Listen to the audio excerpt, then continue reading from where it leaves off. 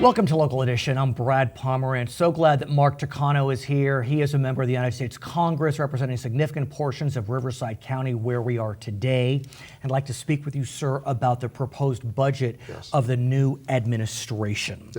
The proposed budget has been analyzed, and some have said it would most benefit the rich at the expense of the poor. That's the headline that I see in various publications. Would you agree with that analysis, sir? Absolutely. If budgets are an expression of values, expression of a morality, what we prioritize or don't prioritize, what we consider important or not important, the Trump budget is, in my estimation, an immoral document. That says a lot. Immoral is a very, those are fighting words, and I appreciate you being candid. It's an immoral document. I think Trump's moral failure begins with who he hired as his budget director, Mick Mulvaney. Mick Mulvaney's budget is a moral failure. Look, Mick Mulvaney was somebody who was in the Tea Party, who considered himself a part of the shutdown caucus in the year 2013. I was there when the Congress shut down. That was a very extreme ideological group of members of Congress who wanted to shut down our government, and they're extremely rigid people. This is who Donald Trump hired. And what does Mick Mulvaney want to do? He wants to cut education by $10 billion, including over $1 billion for after-school programs, $2 billion for small class sizes and teacher training. Look, I'm a former teacher, as you know. I served almost 25 years in the classroom here in our area. No matter where you go in my district or any school in the Inland Empire, you're going to find one of the most diverse student populations we have anywhere. Those students often are second language students. The teachers need to be trained in how to address the diverse cultures here. And let's talk about those students, because we are in Riverside County, which is bouncing back from the recession, but still poverty is stubborn. And where a lot of folks have complained and called the budget immoral is because of its approach to anti-poverty programs. What the budget does, it cuts food stamps by $191 billion over 10 years. It cuts cash welfare by $21 billion. It cuts the earned income tax credit, $40 billion over 10 years. It cuts Medicaid by over $1 trillion. It allows states to limit anti-poverty programs. It looks towards the repeal of the Affordable Care Act. These are programs that are helping those that are most in need, and that's where the immorality charge Well, thank you. I was going to say, let's go back to the immorality claim that I make earlier. The biggest, most people say we got to help kids, we got to protect kids, we got to protect our future, our most vulnerable kids. And we have a lot of poverty in the Inland Empire. My office, early on, we did an examination of poverty. The 1 out of every 4 kids in my congressional in Riverside County lives in poverty.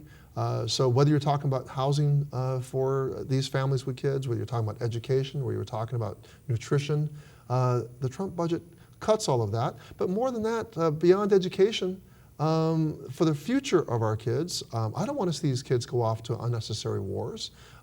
They cut, Mulvaney and Trump cut the State Department budget by 30% while plussing up defense. They're not saying this budget. What this budget tells me is that the use of force is not at the last resort. The diplomacy is totally being undercut in this What budget. they're saying is that by cutting the estate tax, by cutting the marginal rate on ordinary income for the wealthiest, that will spur economic growth to the 3% level. What they're saying, Brad, is the same old trickle-down economics, which has failed in the past and only left us with huge deficits and increased our national debt.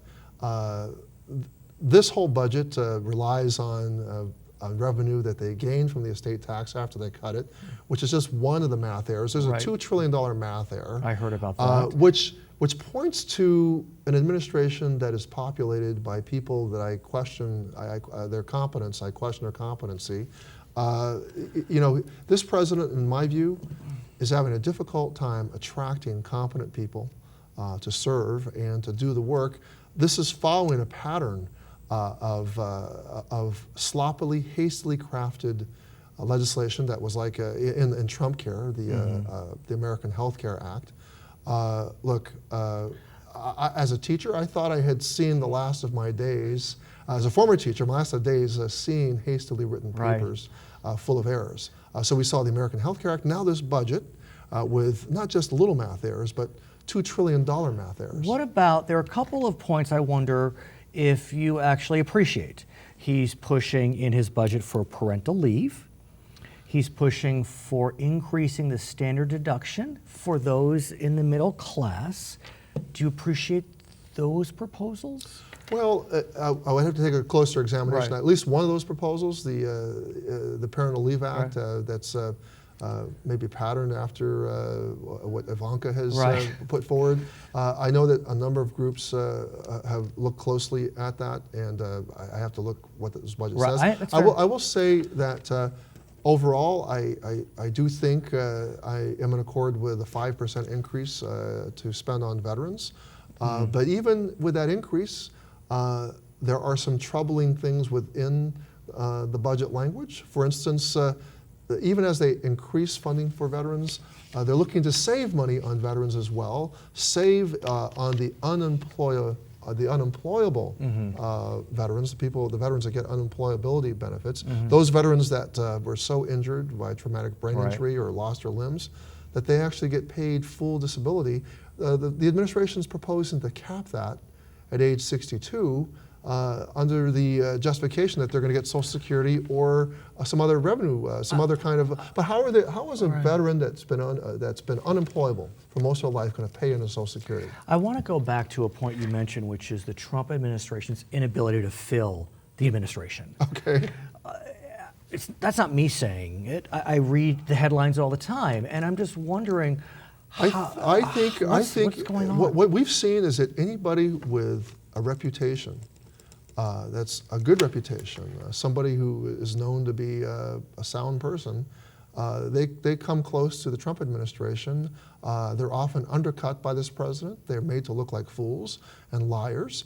And suddenly the reputations that they've built over a lifetime are gone. So what can be done? Two generals are saying things, McMaster and Kelly, who came to this administration, long military careers.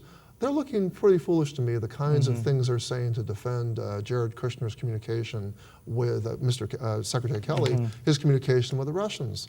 Well, you know, this is not unusual. This is, I think, unfortunate that we have a situation where I think the best and the brightest don't really want to work in an administration. And we're stuck with situations with $2 trillion math errors, a hastily, sloppily written healthcare bill, press releases coming out during his visits to the Middle East that said we're hoping for, or we have the opportunity for a lasting peace. Now look, that wasn't the only single error. You know, that press release was riddled with other errors. And it just tells me that the A-team is not working for Donald Trump. His name is Mark Takano. He is a member of the U.S. Congress. He represents significant portions of Riverside County, where we are today. I'm so glad you've joined us. You're watching us on Local Edition.